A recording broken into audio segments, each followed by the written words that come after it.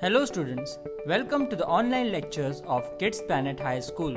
This lecture is for Standard 7, Subject Maths, Chapter Multiplication and Division of Integers. Let us now begin. So students, let us now start with division of integers. In the last lecture, we studied about multiplication of integers. In this lecture, we will study about the division of integers. When one positive integer is divided by another positive integer and the remainder is 0, then the quotient is a positive integer. And if it is not exactly divisible, then the quotient is a fraction. For example, 12 divided by 4 is equal to 3, whereas 13 divided by 4 is equal to 13 upon 4. We can show negative integers on the left of 0 on the number line. We can show parts of integers in the same way. Here on the number line, we can see on the right side are the positive numbers and on the left side of 0 are the negative numbers such as -1, -2, -3, -4. Here the numbers -5 upon 2, -3 upon 2, 3 upon 2 and 5 upon 2 are shown on the number line. -5 upon 2 and +5 upon 2, whereas -3 upon 2 and +3 upon 2 are mutually opposite numbers. They are called additive inverse numbers.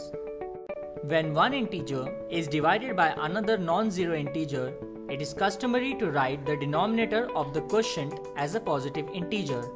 Hence, we write 7 upon -2 as -7 upon 2. The negative sign cannot be given to the denominator, so the negative sign is automatically put up with the numerator. Another example, -11 upon -3. Both the negative signs cancel each other and the answer will be 11 upon 3.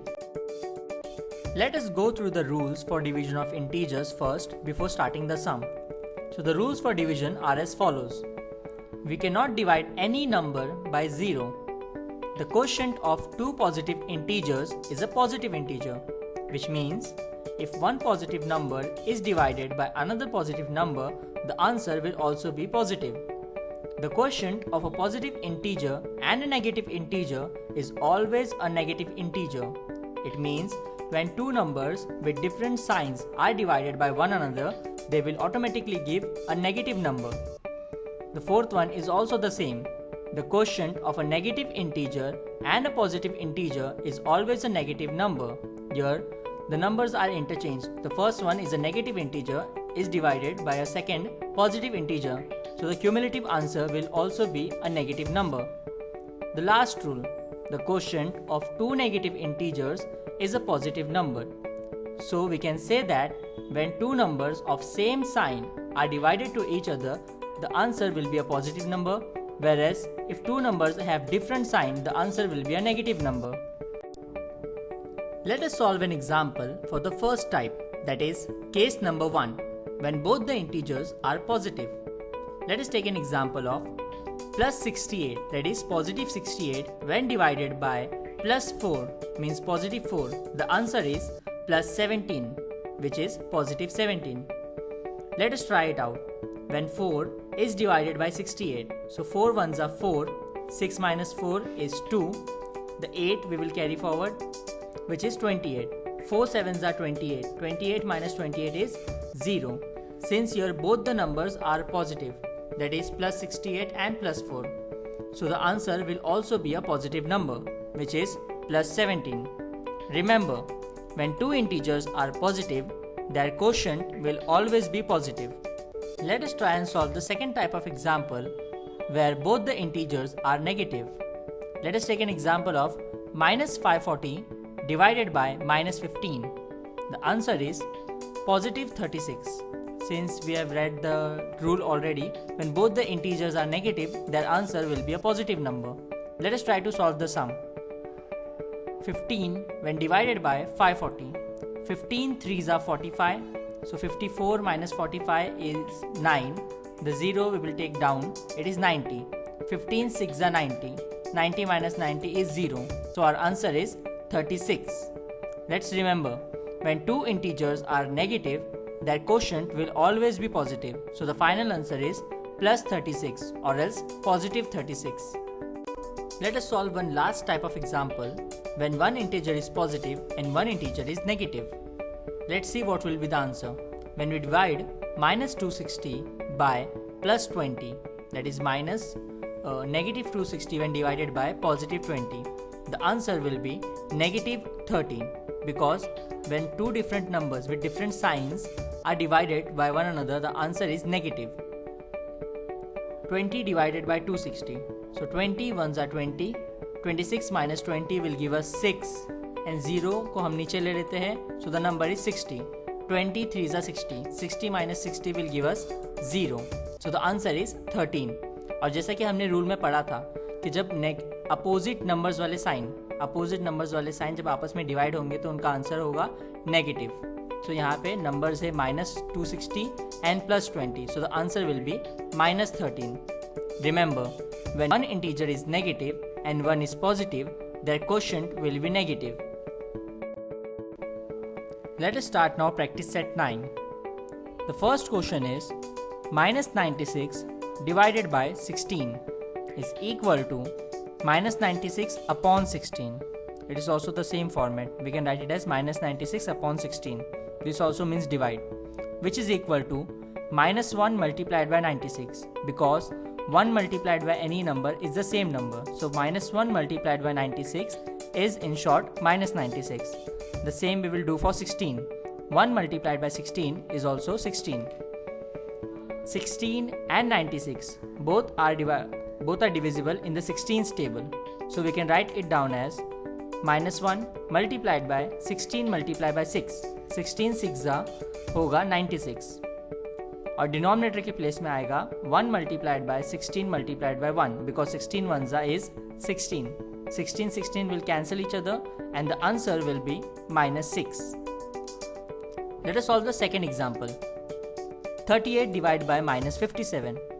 Your 38 will be in the numerator's place and minus 57 will be in the denominator's place. 38 को हम लोग लिख सकते हैं 1 multiplied by 38. And 57, for minus 57 we can write it down as minus 1 multiplied by 57. 38 और 57 दोनों ही divisible है 19 के टेबल में.